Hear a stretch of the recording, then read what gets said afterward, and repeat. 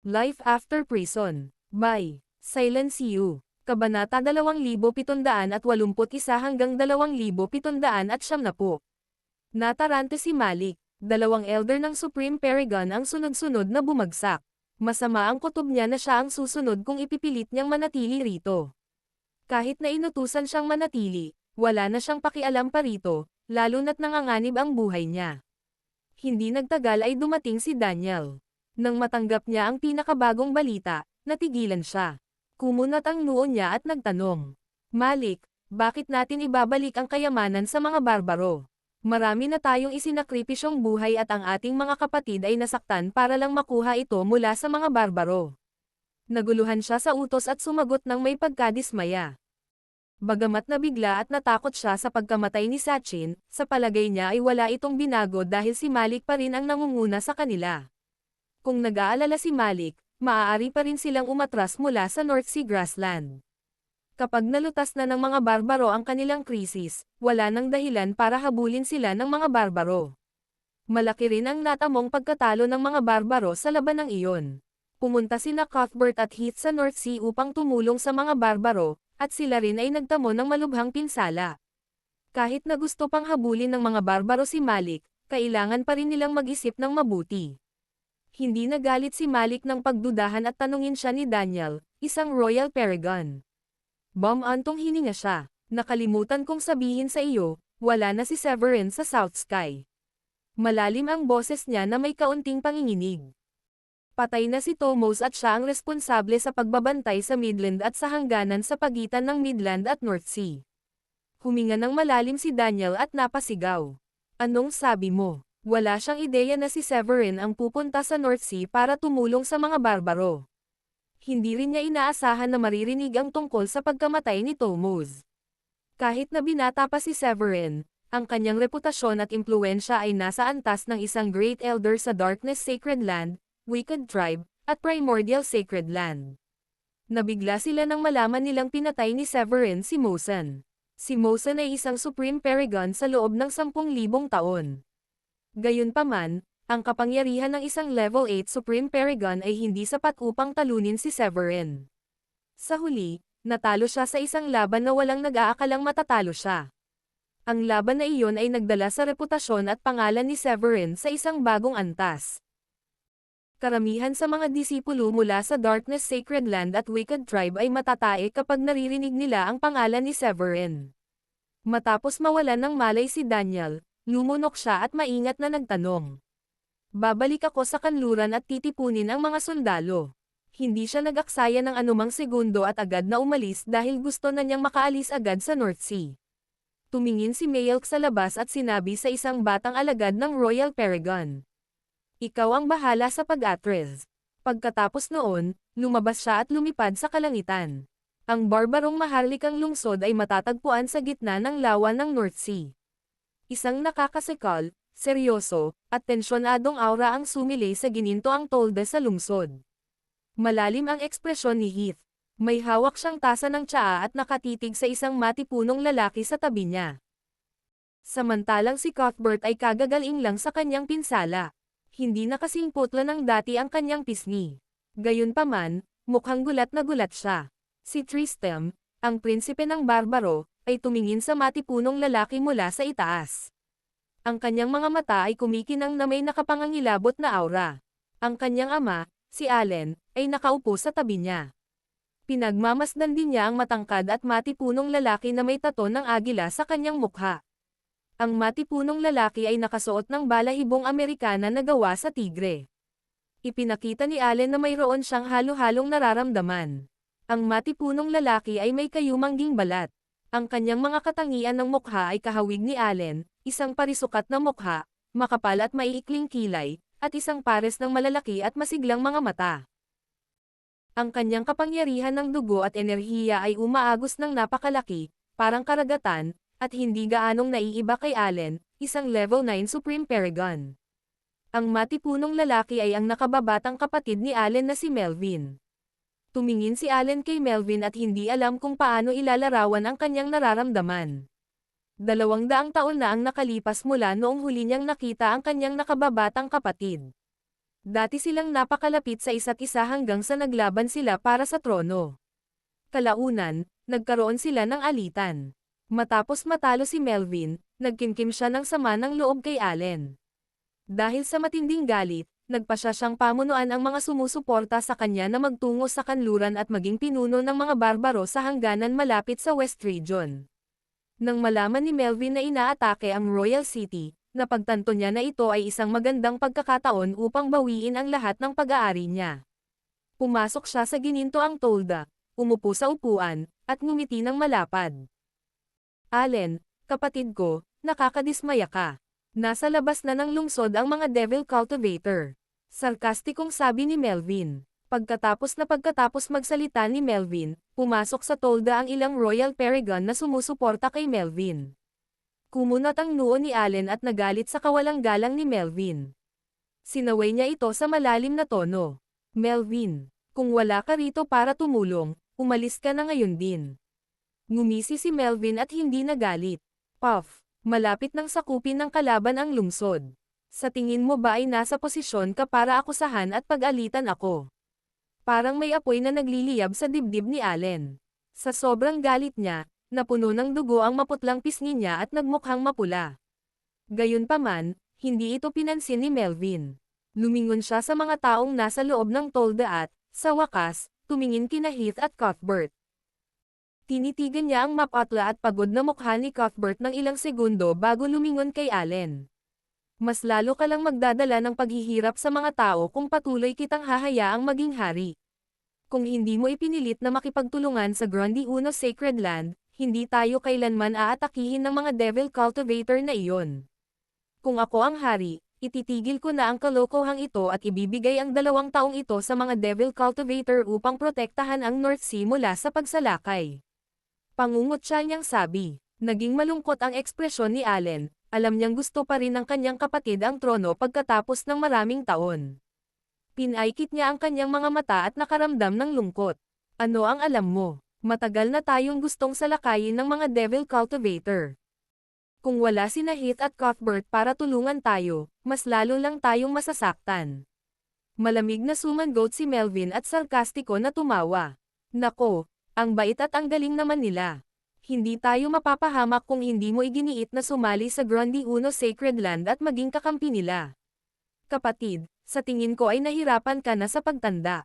Kung patuloy kang uupo sa tronong ito, mas lalo ka lang magdudulot ng kapahamak na problema sa mga tao. Tumayo siya at tinitigan si Allen at ang trono. Kasunod nito, ang mga Royal Paragon na sumunod sa kanya ay naglakad pasulong at pinalibutan si Allen. Ang lakas ng loob mo. Sa sandaling iyon, alam ni Allen na naghahanda si Melvin na pilitin siyang bumaba sa trono. Inilabas niya ang aura ng kanyang level 9 Supreme Paragon at tinitigan si Melvin. Agad na naging matindi ang ambience sa loob ng tolda. Nanginig ang katawan ni Tristram, at ang kanyang dugo at enerhiya ay pumailan lang sa langit na parang usok. Tinitigan niya si Melvin ng may malamig na mga mata at sinabi sa malamig na tono. Tiyo, isa ka lang pinuno. Ang aking ama ang tunay na haring barbaro. Gayunpaman, lalo lamang nagpagalit kay Melvin. Naglabas siya ng isang napakalakas na kapangyarihan ng dugo at enerhiya upang supulan ang lahat ng nasa tolda. Ang kapangyarihang iyon ay katumbas ng kapangyarihan ng isang level 9 Supreme Paragon. Ang puwersa ay nakakatakot, at halos lahat ng tao sa lungsod ay hindi ito kayang hawakan at natambas sa lupa. Ang mga may kapangyarihang katulad ng isang Royal Paragon lamang ang mga exception. Sa kabila nito, pakiramdam nila ay may isang malaking bundok na dumidiin sa kanilang likod, at nahihirapan silang huminga. Ang lakas ng loob mo. Dinurog ni Allen ang braso ng trono, tumayo, at galit na sumigaw. Kaagad, naglabas siya ng isang nakakatakot na aura. Bawat selula sa kanyang katawan ay kumikinang sa banal na liwanag. Sa ilalim ng banal na liwanag, bawat barbaro sa lungsod ay nakaramdam ng simoy ng hangin na dumaan sa kanila, na nag-aalis ng nakakatakot na presyon mula sa kanilang mga likuran. Humagalpak ng tawa si Melvin nang mapagtanto niyang madaling matalo ni Allen ang kanyang aura. Gumawa siya ng senadorias para gumamit ng isang kasanayan. Bigla, isang gininto ang estatwa ng Diyos ang lumitaw sa likuran ni Melvin. Mukhang galit ang ekspresyon ng Diyos habang binibigkas niya ang isang mantra. Sumugod si Melvin gamit ang kanyang suntok at ang estatwa sa likuran niya ay eksaktong sumunod sa kanyang galaw at kilos. Bam! Isang selyong kasinlaki ng gilingang bato ang nagpatibay ng kataas-taasang lakas at nagpakawala ng isang nakakarinig na tunog, na siyang nagwasak sa gininto ang tolda. Melvin Farley. Galit na galit si Allen. Pumipintig ang kanyang mga mata sa nag-aalab na galit. Itinaas ni Allen ang kanyang kamay at malakas na hamampaz. Ang diwa ng langit at lupa ay nagbago at naging isang nakakatakot na bakas ng kamay na malakas na tumama sa kamao ng Diyos. Pagkatapos ng malakas na tunog, ang nakakatakot na shockwave ay nagpira-piraso ng estatwa at pinasabog si Melvin ng ilang hakbang paatras. Tumayo si Allen at sinabi ng may malungkot na mukha. Isa kang barbarong Supreme Paragon pero hindi mo sinasanay ang barbaric skill. Sa halip, sinasanay mo ang skill ng Great Thunderbeat Temple. Isang biro. Puff, wala kang pakialam dyan. Tumayo si Melvin at napangiti. Hindi ako katulad mo, kapatid ko. Tingnan mo ang sitwasyong dinala mo sa ating mga tao. Napapaligiran na ang lungsod. Ilan sa ating mga tao ang nagsakripisyo dahil sa digmaang ito. Nagulat ang galit na si Allen, matapos niyang itanong iyon. Binuka niya ang kanyang bibig, ngunit walang salitang lumabas. Simula nang magsimula ang digmaan, ang kanyang mga tao ay namamatay sa digmaan araw-araw. Mula unang araw hanggang ngayon, ang mga barbaro ay nagsakripisyo ng halos 100,000 katao. Ang kabuoang populasyon ng mga barbaro ay 10 milyon lamang. Huminga ng malalim si Allen, pinigilan ang kanyang galit, at sinabing, hindi kita masisisi dahil wala kang ideya sa mga pangyayari. Kung nais mo kaming tulungan sa krisis na ito, lubos akong magpapasalamat. Kung ayaw mo, umalis ka na. Niloloko mo ba ako? Kung wala ang tulong ko, hindi mo kailanman malalampasan ang krisis na ito. Kung hindi mo ibibigay ang dalawang ito sa mga Devil Cultivator at magpapatuloy sa pakikipagtulungan sa Grundy Uno Sacred Land, masasabi ko sa iyo nang may lubos na katiyakan na ang barbarong iyon ay mapapahamak. Sarkastikong pamuna si Melvin. Lumabas si Tristram at malamig na sinabi pagkatapos suriin ang sitwasyon. Nagbigay na ng pahintulot ang Grand Priest at pinayagan niya kaming magtrabaho sa Grundy Uno Sacred Land. Tio, matagal ka nang naninirahan sa West Region. Wala kang ideya na ang pinakamalakas na kababalaghan ay miyembro na ngayon ng Grundy Uno Sacred Land, si Severin. Siya ang may pinakamataas na posibilidad na maging isang celestial sa Golden Age na ito. Natulala si Melvin. Hindi niya alam na pumayag ang Grand Priest sa kooperasyon. Samantala, muling lumitaw ang puot sa puso ni Melvin. Ang Grand Priest ang isa sa mga dahilan kung bakit siya natalo kay Allen. Gayunpaman, hindi niya alam ang tungkol kay Severin dahil matagal na itong nakapwesto malapit sa hangganan ng rehiyon ng kanluran. Natabunan siya ng puot at galit. Sinulyapan niya ng may paghamak sina Heath at Cuthbert at humajijek. Sa tingin mo ba magiging isang celestial siya? Kalokohan. Alam mo ba kung ilang kababalaghan na ang napatay ko? Hindi ako naniniwalang exception si Severin. Paano naman si Mosen? Napakalakas niya at isa sa pinakamalakas sa loob ng halos mahigit 1 siglo. Patay na rin siya ngayon. Nang marinig iyon ni Heath, agad siyang gumawa ng nakakatawang mukha. Alam ng lahat sa Midland, mga cultivator o devil cultivator, na si Severin ang pumatay kay Mosen. Sinubukan nga ng mga devil cultivator na harangan ang balita para maiwasan ang pagkatakot ng ibang mga disipulo. Gayunpaman, hindi ipinagbabawal ng Grundy Uno Sacred Land ang pagkalat ng balita. Sa makatuwid, halos kalahati ng mga tao sa Blue Realm ang nakakaalam tungkol dito. Palihim na napahadjejek si Heath nang mapagtanto niyang hindi alam ni Melvin na si Severin ang pumatay kay Mosen. Sa sandaling iyon, napansin ni Melvin ang kakaibang ekspresyon sa mga mukha ni Heath at Cuthbert. Kumunat ang noo niya at pinagbantaan si Allen. Ibigay mo ang mga ito sa mga Devil Cultivator, itigil ang pakikipagtulungan sa Grundy Uno Sacred Land, at bababa ka sa trono. Tuparin mo ang mga kahilingang iyan at tutulungan kita na talunin ang kaaway. Oo, 200 taon na ang nakalipas mula nang huling makita ni Allen si Melvin. Hindi niya maiwasang mapaisip kung ano ang nangyari kay Melvin na siyang dahilan kung bakit naging ganito ka-ignorant at kabaliw si Melvin ngayon. Ngumisi si Allen at sinabing, umalis ka na rito ngayon din. Ikaw, Galit na tumitig si Melvin at sumangot.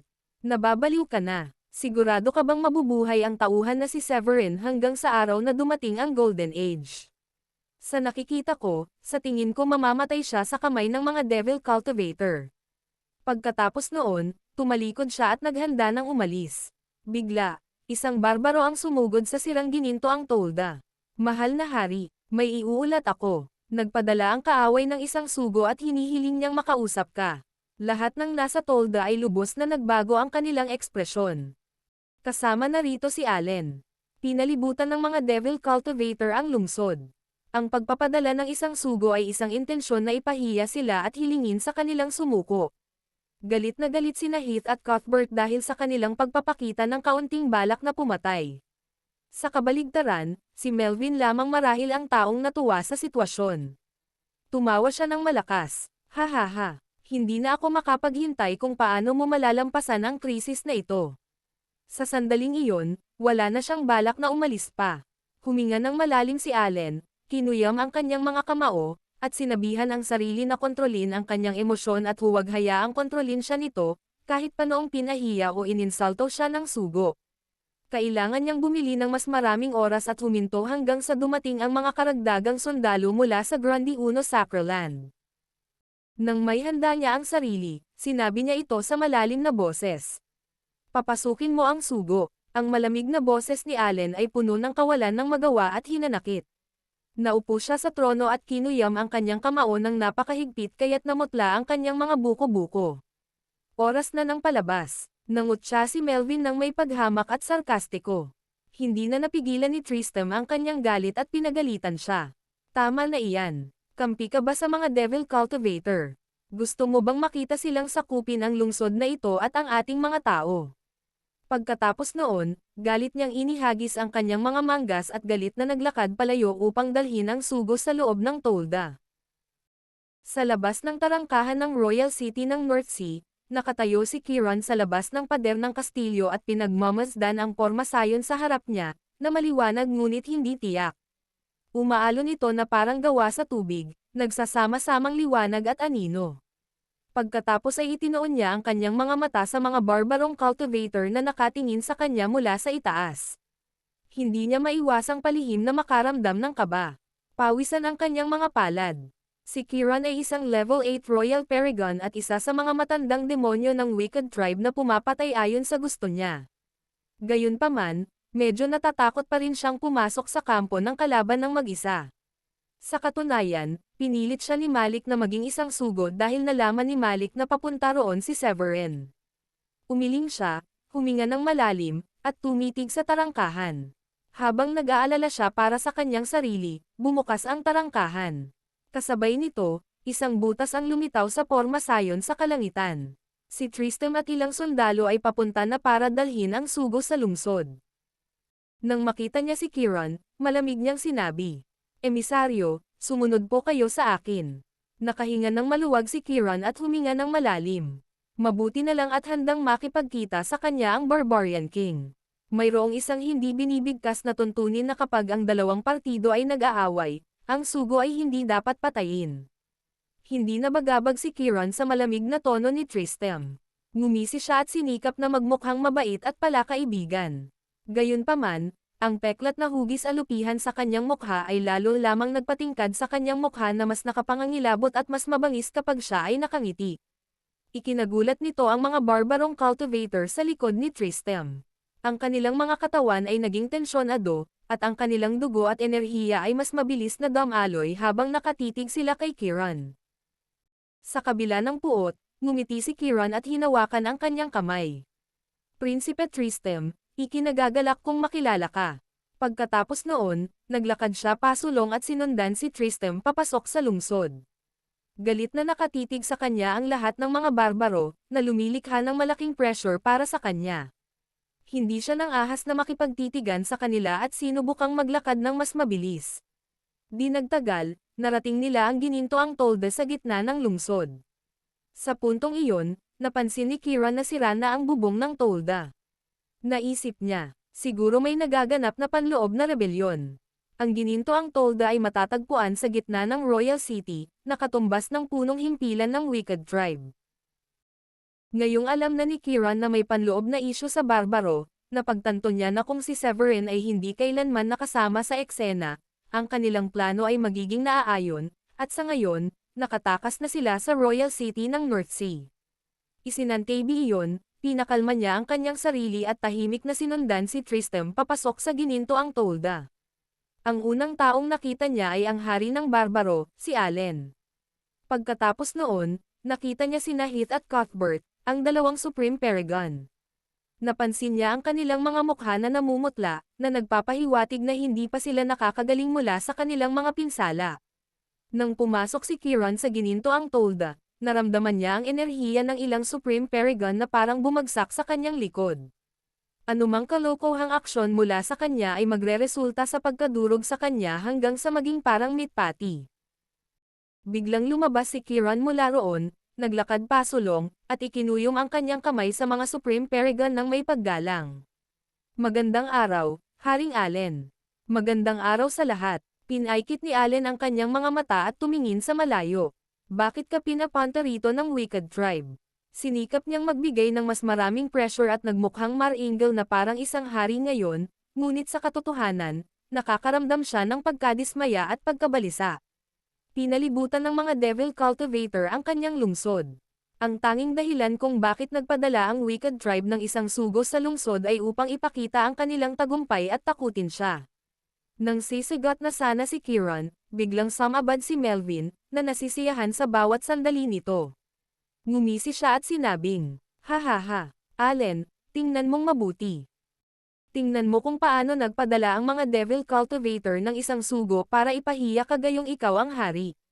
Kung hindi mo iginiit na makipagtulungan sa Grundy Uno Sacred Land, hindi sana tayo haharap sa mapaminsalang krisis na ito." Pagkatapos ng isang paghinto, nagpatuloy siya sa pangungutya. "Nako, muntik ko nang makalimutan si Severin. Isang makapangyarihang kababalaghan, sabi mo, di ba? Sa tingin ko isa lang siyang payaso. Kaya, narinig kong nakuha niya ang True Immortal Essence mula sa Starry Sky Battle Space. Ano na, ang iba pang mga Royal Paragon na sumunod kay Melvin ay sumunod kay Melvin. Hindi ba nagsimula ang digmaang ito dahil pinatay ni Severin ang kani-kanilang mga kababalaghan? Isa siyang kababalaghan pero bata pa. Gaano man siya kalakas, wala siyang kwenta kumpara sa isang level 9 Supreme Paragon. Kailangan lang magpadala ng isang Supreme Paragon ang mga Sacred Land at iyon na ang katapusan ng kanyang landas." Sa wakas, hindi na napigilan ni Allen ang kanyang galit matapos ang hindi mabilang na beses na pagpukaw. Mabilis na dumaloy ang dugo at enerhiya ng kanyang katawan, na nagliliwanag sa kanyang katawan ng banal na liwanag. Tama na. Napakalakas ng boses niya kaya pakiramdam ni Melvin at ng iba pa ay parang ang mga tuntunin ng langit at lupa sa paligid nila ay naging bundok at tumama sa kanila. Ilang Royal Paragon ang naipit sa lupa, nasaktan at sumusuka ng dugo. Maging si Melvin, isang level 9 Supreme Paragon, ay samuka ng dugo at umatras ng ilang hakbang. Nabigla si Kiran nang masaksihan ang lahat. Hindi niya man lang sinabi ang dahilan ng kanyang pagbisita ngunit ang Barbaro ay nagkaroon ng alitan sa kanilang dalawa. Binigyan niya si Melvin ng kakaibang tingin na parang nakatingin sa isang payaso. "Gago ba ang lalaking ito? Kung matatalo lang namin si Severin, hindi sana kami kailanman pupunta rito at magmamakaawa para sa kapayapaan." Pumunta si Mosen sa South Sky na may balak na patayin si Severin, ngunit pinatay ni Severin si Mosen. Pagkalipas ng 2 buwan, nagkaroon ng kapangyarihan si Severin na patayin sina Tomos at Sachin ng madali. Ang lakas at bilis ng pag-unlad ni Severin ay lampas sa inaasahan. Masaya niyang aaminin na natatakot siya kay Severin dahil hindi lang siya ang natatakot. Kahit si Malik, isang level 9 Supreme Paragon, ay natatakot din kay Severin. Ipinapalagay ni Kiran na isang kalahating immortal lamang ang may kapangyarihang patayin si Severin ngayon. Asahan mong lalaban ang iyong kalaban kung hindi mo papatayin ang iyong kalaban. Kaya naman nagpa siya si Malik na huwag pansinin ang utos ng sekta at iginiit na umatras. Kasabay nito, napagtanto ni Melvin na nakatingin sa kanya si Kiran na parang nakatingin siya sa isang tanga. Bigla, nakaramdam siya ng masamang kutob. Samantala, nanatiling nakaupo si Allen sa kanyang trono. Labis ang kanyang pagdadalamati na nagdala si Melvin ng kahihiyan sa angkan sa harap ng sugo. Malamig niyang sinulyapan si Kiran at sinabing, "Hoy, bakit ka nila pinapunta? Kung nandito ka para utusan akong sumuko, pwede ka namang magtipid." Sa sandaling iyon, alam ni Kiran na hindi naintindihan ng barbaro ang lahat. Nagpakita siya ng isang palakaibigan at maliwanag ng ngiti at sinabing, "Haring Allen, pinapunta talaga ako rito ni Malik para makipagnegosasyon ng kapayapaan sa inyong angkan. Bilang tanda ng katapatan, ang mga Devil Cultivator ay atras ng 10 milya pagkatapos kong makapasok sa lungsod." Nagulat ang lahat, lalo na si Allen. Bago ito, akala niya ay nandito si Kiran para ipahiya at hingin ang kanyang pagsuko. Hindi niya akalain na nandito pala si Kiran para makipagnegosasyon para sa kapayapaan. Habang natigilan ang lahat sa hindi makapaniwala, patuloy na nagsalita si Kiran. Kasabay nito, gustong gamitin ni Malik ang pagkakataong ito para ibalik ang bawat kayamanang ninakaw namin noong digmaan. Pagkatapos noon, mabilis siyang kumuha ng special bag mula sa kanyang bulsa. Nilalaman nito ang halos lahat ng samsam mula sa pagsalakay, lahat ng uri ng kayamanan, mga banal na armas, at mga pamamaraan. Tinanggap ni Allen ang special bag at tumalon mula sa kanyang trono. Napasiga siya ng hindi makapaniwala. "Ano nga yung sinabi mo kanina? Nandito ka ba para makipagnegosasyon para sa kapayapaan?" Muli, lahat ng nasa gininto ang tolda, kasama na si Allen, ay natulala. Napalibutan na ng mga Devil Cultivator ang Royal City.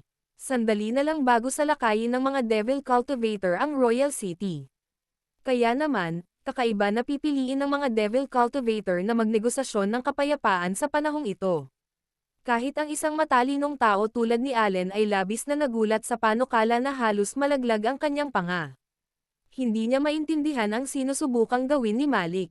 Hindi pinansin ni Kiran ang gulat na mukha ng lahat at nagpatuloy sa pagsasalita. Sinabi rin ni Malik na handa na kaming umatras mula sa North Sea Grassland kapag natapos na ang negosasyon. Mas lalong ibinuka ni Allen ang kanyang bibig. Una, ginamit niya ang kanyang banal na sentido upang suriin ang special bag. Nang makita niya ang kayamanan sa loob, napagtanto niyang hindi nagsisinungaling o gumagawa ng anumang panlilinlang si Kiran. Mabuti na lang at tinupad ng mga Devil Cultivator ang kanilang mga pangako sa pamamagitan ng pagbabalik ng lahat ng uri ng kayamanan na kanilang ninakaw mula sa North Sea Grassland. Hindi pa rin maintindihan ni Allen kung bakit nagpa siya ang mga Devil Cultivator na umatras sa oras na ito. Gayunpaman, labis siyang natuwa. Mabuti na lang at nalutas na ang krisis. Sa kabaligtaran, nabaliw si Melvin sa panukala. Sumugod siya, tinitigan si Kiran, at sumigaw. "Paano nangyari iyon? Bakit mo piniling umatras ngayon?" Ang Royal Paragon ang huling depensa. Dahil nakapalibot ang mga Devil Cultivator sa lungsod, kitang-kita kung sino ang mananalo sa digmaan. Nakapasok si Melvin sa lungsod dahil sinamantala niya ang pagkakataon nang wala si Sachin sa kanlurang bahagi at nakipaglaban upang makapasok sa lungsod. Gayunpaman, narinig niya si Kiran na nagsasabi sa kanya na ang mga Devil Cultivator ay umaatres at umaalis sa digmaan. Hindi maintindihan ni Melvin kung ano ang nangyayari at kung bakit lubhang nagbago ang sitwasyon. Binigyan ni Kiran si Melvin ng mapanghamak na tingin. Bagamat hindi niya alam kung sino si Melvin, hindi nito napigilan siyang hamakin si Melvin mula sa kaibuturan ng kanyang puso. Nang papasok siya sa tolda, narinig niya ang away sa pagitan nina Melvin at Allen. Nakakatawa lang para kay Melvin kung paano niya ininsulto si Severin. Kung hindi dahil kay Severin, hindi sana umatras si Malik sa digmaan. Sa puntong iyon, hindi na nag-abalang sagutin ni Kiran ang tanong ni Melvin. Inilahad niya ang kamay kay Allen at sinabing, "Tapos na ang misyon ko.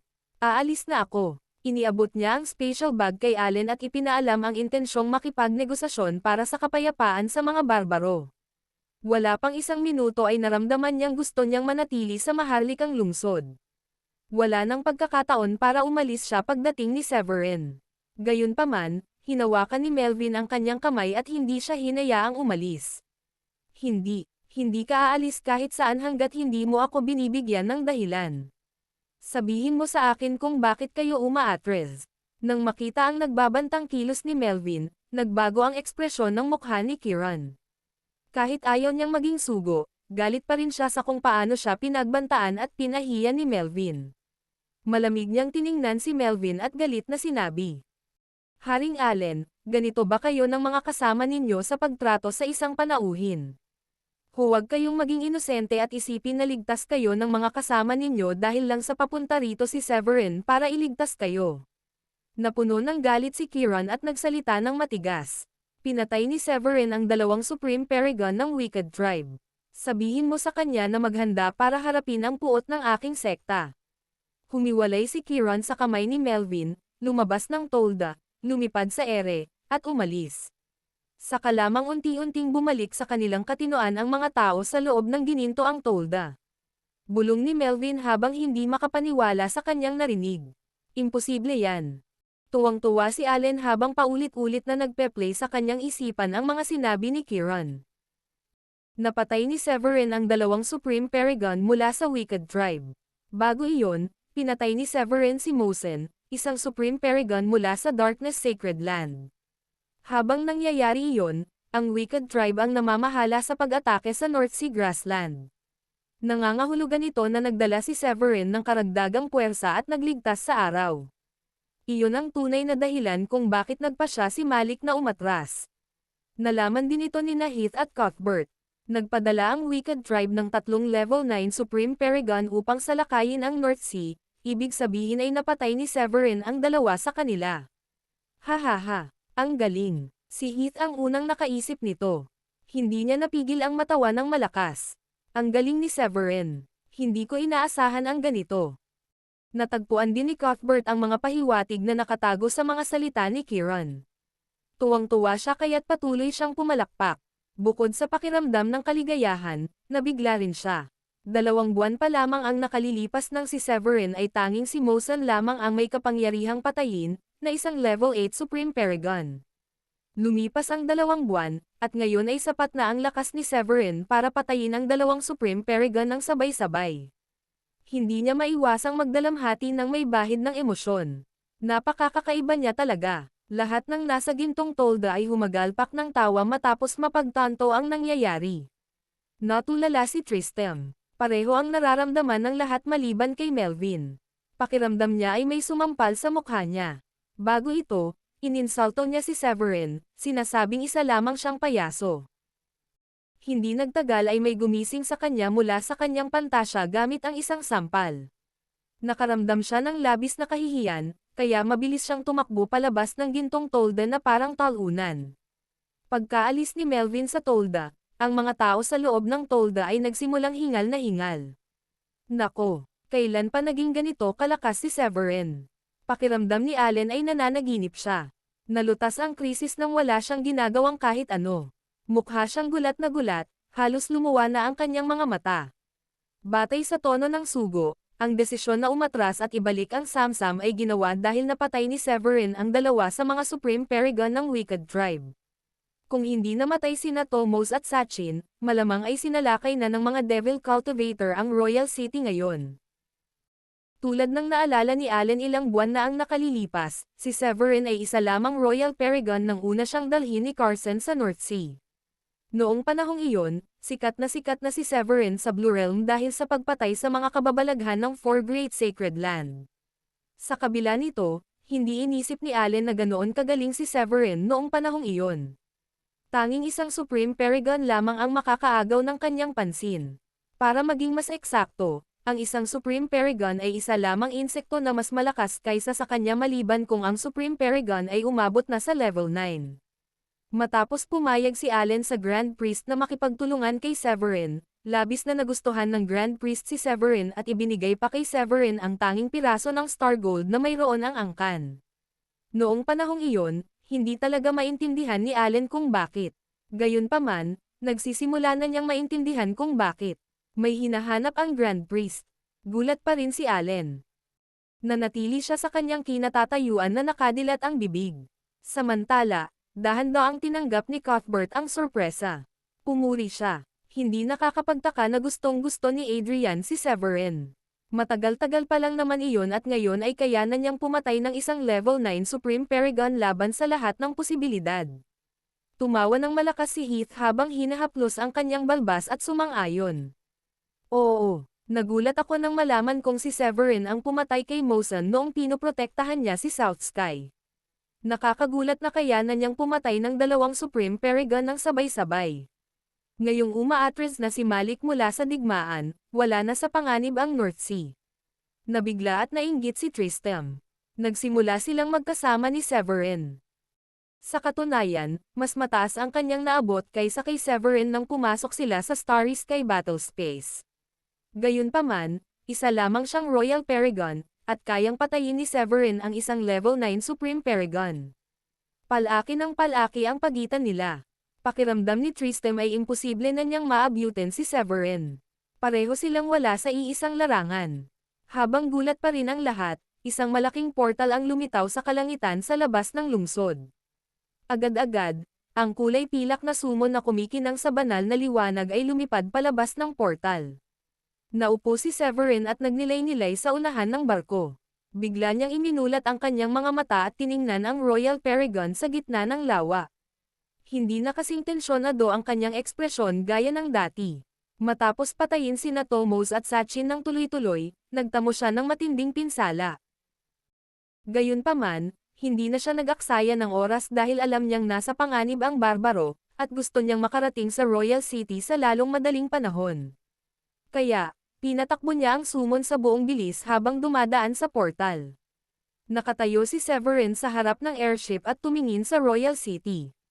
Kumikinang ng maliwanag ang porma sayon ng lungsod. Itinaas niya ang kanyang kamay at ipinasok ang kanyang mana sa sumon upang mapabilis ito. Nang malapit na si sumon sa lungsod, handa nang makipaglaban sina Dayan at ang tatlong iba pang babae. Naninigas at tensyonado ang kanilang mga katawan. Gayunpaman, ang payapang lungsod ay nagbigay sa lahat ng kakaibang pakiramdam. Severin, hindi ba ipinaalam sa atin ni Ginoong Amethyst na pinalibutan ng mga Devil Cultivator ang Royal City? Nasaan ang mga Devil Cultivator na iyon? Wala akong makita ni isa sa kanila. Naguluhan at namangha si Dayan. Sa katunayan, kakaiba rin ang naramdaman ni Severin. Mabilis niyang inilabos ang kanyang banal na sentido at sinaklo ang buong lugar ng lungsod at maging ang kalapitan sa labas ng lungsod. Gayunpaman, kakaunti lamang ang mga Devil Cultivator na kanyang natagpuan. Sa kabila ng pag-aalinlangan, mabilis niyang binilisan ang bilis ng sumon at naabot ang kalangitan sa itaas ng Royal City.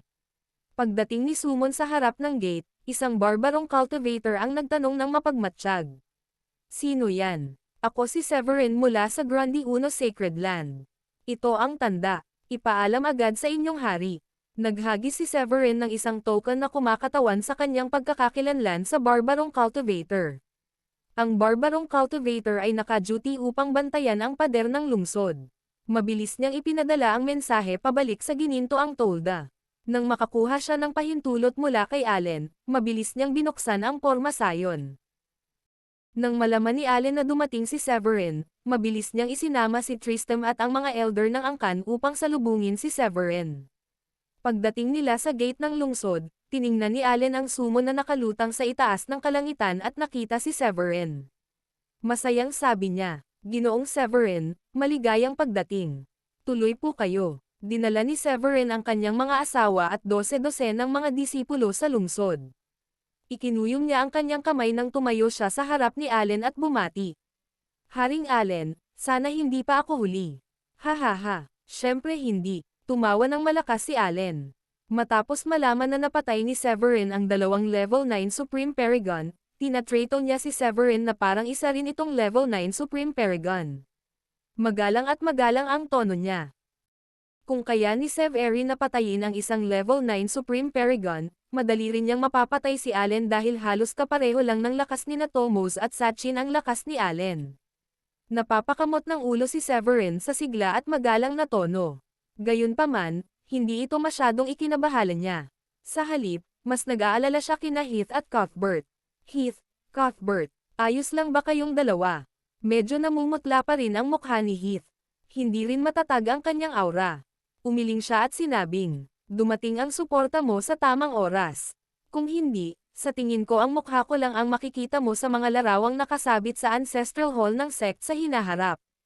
Ang Ancestral Hall ng Grandi Uno Sacred Land ay may mga larawan ng mga ninuno at Pickmaster mula sa iba't ibang henerasyon. Ang sinumang miyembro ng Supreme Paragon na umakyat o namatay ay mag-iiwan din ng larawan na nakasabit sa bulwagan, para makasamba at matuto ang mga disipulo tungkol sa kanila. Nang makita kung paano nagkaroon ng mood si Heath na magtrabaho, natawa si Severin at nakaramdam ng ginhawa. Pagkatapos ng maikling pakikipag-usap, sabi ni Allen, "Tara na, Ginoong Severin, mag-usap pa tayo sa loob." Pagkatapos noon, si Severin at ang kanyang grupo ay inimbitahan sa lungsod at sa gininto ang tolda. Pagpasok nila sa tolda, napansin ni Severin na may mga palatandaan ng labanan, lalo na mula sa sirang bubong. Naupo si Allen sa kanyang trono at kinuha ang special bag na ipinadala ni Kieran. Sabi niya nang may labis na paggalang, "Severin, salamat sa pagliligtas sa akin at sa aking mga kababayan. Ikaw ang aming tagapagligtas. Kung hindi mo pinatay sina Tomos at Sachin, matagal na sana'y nakapasok sa mga pintuan ng lungsod ang mga Devil Cultivator na kumugkob sa Royal City. Tiyak na hindi nila ibabalik ang mga samsam na kanilang natipon noong digmaan. Ito ang mga kayamanang ibinabalik sa akin ng mga Devil Cultivator. Ibibigay ko na ang mga ito sa iyo ngayon." Natigilan si Severin nang marinig iyon. Kalaunan, halos naintindihan na niya ang nangyari nang magpaliwanag pa si Allen.